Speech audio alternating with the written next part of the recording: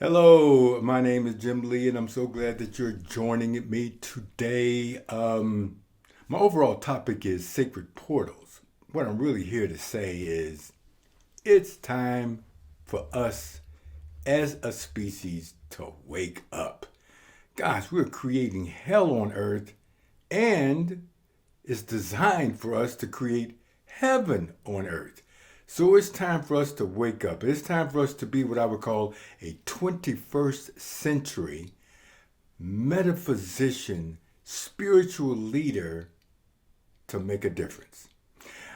You know what? I want to first start off with a reading to you, and it is this. It is time to reevaluate Christianity for relevancy as we move into the 21st century. Like the early Christians, we stand at a crossroads historically as we position ourselves to usher in a new paradigm. We require spiritual teachings and practices potent enough to sustain us through these times of unprecedented change. We require a better suited spirituality to support us in taking this next step in the evolution of humankind. And this is a quote from the Jesus Mysteries. Now, I did a Bible class on this, and really what I was looking at is the first century Christians and how they viewed spirituality as a inner mysteries that unfolded in the Bible. And thanks to the discovery in 1945 at Nag Hammadi in Egypt, a whole library of Gnostic Gospels from the time of Jesus was found. Now, these scrolls revealed new insights on the theology of the mystical Jewish sect called the Essenes and the Gnostic teachings that became part of the early church. Now, this is it. The life of Jesus was seen as the way. The Jesus story was seen as a roadmap to show the way to wake up, everyone to wake up to the true identity. And we need this here and now. We need to wake up. And just like the first century people need to wake up, the 21st century people need to wake up as well. Now, some people believe that Jesus was a person who walked the earth, and some believe that the Jesus story, was not a biography, but an encoded ancient spiritual teachings. Either way, they all looked at the message, and more importantly, they looked at the messenger that delivered the message, and it keeps coming back. They focused in on the message. So they believe that people, all of us, were not aware of our true identity. And we need to resurrect. And resurrect meant, the official meaning of that is to awaken. To waken up to our true nature, which is the Christ. So today, we're going to incorporate what the early Christians did, or by then they had this a title of followers of the way, before Christianity came into existence. And we're going to follow them because they were waking up. So I assert that this is no time to be asleep. So let's wake up. And what I'm talking about is what they did is they were able to wake up, and part of this awakening up process, what they would call an initiation that incorporated rituals and for spiritual transformation. And these rituals were not just rote things, they were full of life and vitality. I want to read a quote from Jesus and the Lost Goddess, and it says, through the process of initiation, including dramatic reenactments and the use of symbolic ceremonies, initiates underwent the transformations of awareness. The Jesus story was experienced by transcending the separate self, or the ego, and knowing themselves to be expressions of the Christ, the consciousness of God. And so now we're going to take a look at the Jesus story, and you go to Matthew and to Luke. It provides accounts of the birth of Jesus and the events surrounding it. The fact that Jesus was born of a virgin in a town, Bethlehem, and was visited by shepherds and wise men who arrived following the appearances of the star. Now, if we take a look at this spiritually, if we take a look at this with the deeper mystical meanings, Jesus started off with a miraculous birth, and the star was a symbol of Jesus' essential nature, which came to earth from heaven, or the fourth dimension. This also represents the physical incarnation of all of us being the light, and also being born and inhabiting this physical body. So the story was not so much about Jesus as Jesus was about the story of us. So they believed that we are the light, and we are a child of God, and we are one with God. However, we have no memory of this. We don't even know that we're divine.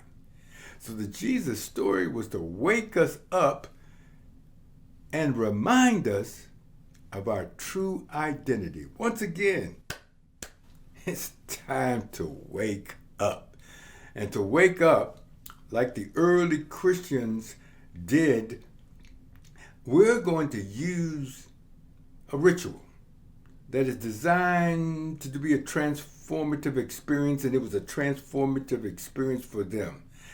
And this ritual, once again, I want to point out, is not an empty formality of just going through the motions of just outward expressions, but it was designed to be an inner transformation at depth, to experience a transformation in mind, body, and spirit. So the ritual I want to include here is baptism.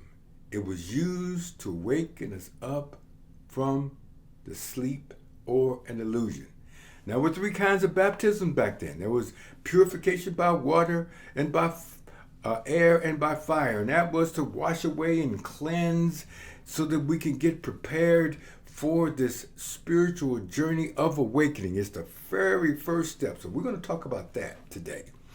The baptism significantly was an experience of letting go of attachments, identifications, and interpretations and belief systems, I call them BS, to become awake to the truth. So let's go through a version of a baptism by fire today, as we're going to let go of I would call the blinders and the things that prevent us from seeing the light that we truly are. So the first step is simply do this. Think of a situation, condition, or a person, place that is causing you pain and suffering. Think of any limiting thoughts of lack and limitations or fear that you really want to let go. So the goal here is to release them, but hold on, not the condition, not the person, but our perceptions and interpretations around or about the condition, person, place, or thing. Now, this is a different kind of release.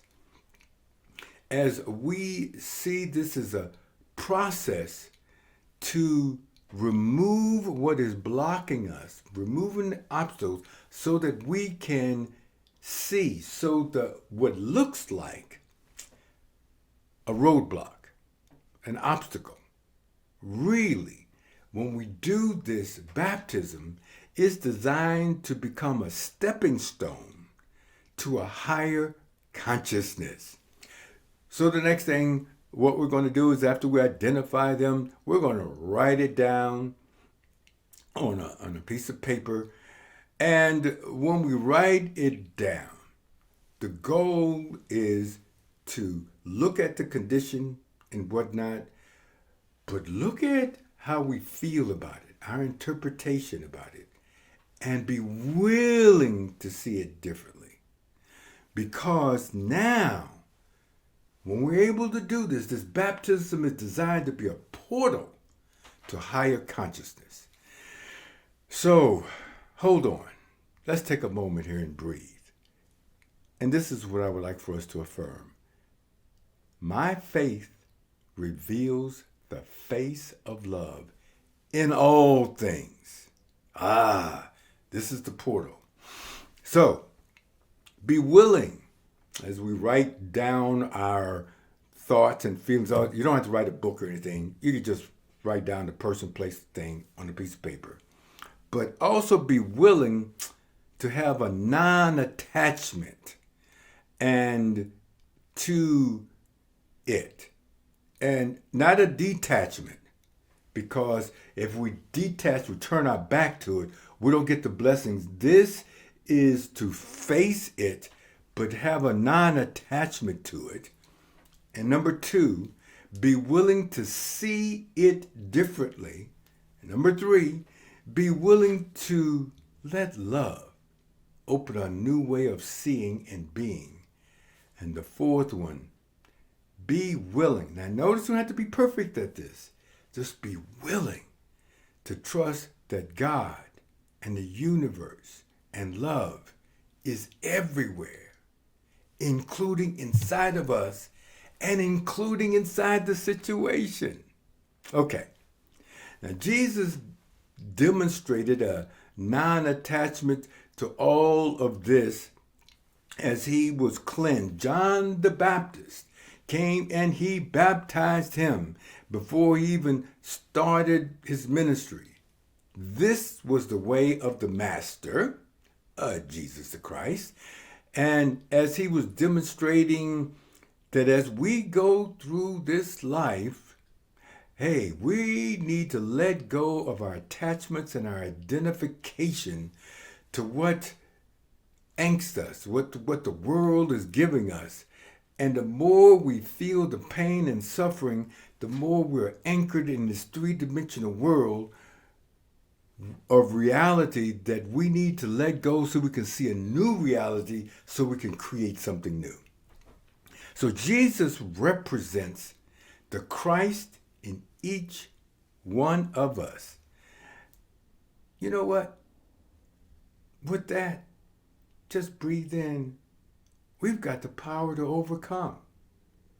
We've got the power to move beyond any lack and limitations from an egoic, finite mind. And we can have life and have it more abundantly. So this is what I want us to do. After you've ready to write it down, a little piece of paper, get an ashtray or something, and I want you to burn it. Burn it. And in the Old Testament, anytime they said a prayer and they burned something, the smoke would go up. It was like a prayer going up to the heavens. And so now as we burn and we let that go of our attachments to it and our points of view and our perceptions about it, our interpretations about it, we are now allowing love to come in, a new portal open up in our hearts. A new portal can allow us to see it for what it really is, and that is an opportunity to have a magnificent relationship with the divine. So as we do this burning, I just want you to say, my faith reveals the face of love in all things. This energetic response, now as we just breathe it in and relax, burn it and let it go. During the course of the day, just keep on looking at whatever happens. Be willing to let perceptions and interpretations go, and be willing to let love come in your heart. This is the other key. Final one. This is not a one and done thing. We need to do this multiple times a day. Sometimes we may have to do it multiple times an hour. And I don't mean taking paper and burn it, but symbolically let this one time doing it reflect back in your minds, or during the course of the day when you have angst with the person and whatnot, something is going on, pain and suffering. Imagine in your mind of burning it up and letting it go, and letting love come in your heart. That's a baptism. That opens us up to a new way of being. Step one, if we are able to see it and feel it differently, though that energy transforms into this three-dimensional world, and we can start creating the world that we really do want, which is heaven on earth, which is what Jesus Christ came to say. Time to have life and have it more abundantly. This is step one. We've got 3 more steps to go, but this begins the whole process. So God bless you on this journey, and just remember that your faith reveals the face of love in all things. And so it is. It's time to wake up. God bless you.